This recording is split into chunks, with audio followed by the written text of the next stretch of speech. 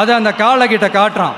காளை அப்படியே சடனாக வந்து நின்று அது மூடெல்லாம் மாறி அந்த புல்லுக்கட்டை சாப்பிட ஆரம்பிச்சிருச்சு. அந்த சின்ன பையனும் அந்த காளையை அப்படியே தடவிக்கிட்டே வரான்.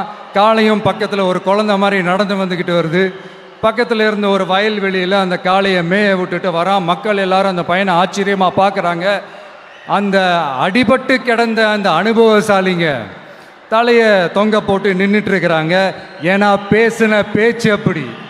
வாய் இருக்குன்றதுக்காக நக்கலுமா நையாண்டியுமா நச நச நச நசன் ஒரே பேச்சு.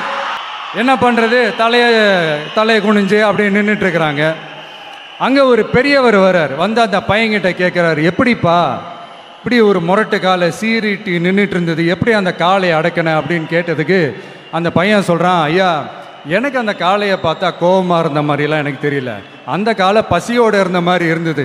அதனால தான் அந்த புல்லுக்கட்டை காமிச்சவொடனே ஓகே நமக்கு தேவையானது கிடச்சிருச்சு அப்படின்னோடனே அந்த புல்லுக்கட்டை சாப்பிட்டுட்டு நம்மளோட அப்படியே ஜாலியாக வாக்கிங் வந்துருச்சு அப்படின்னு சொன்னான்.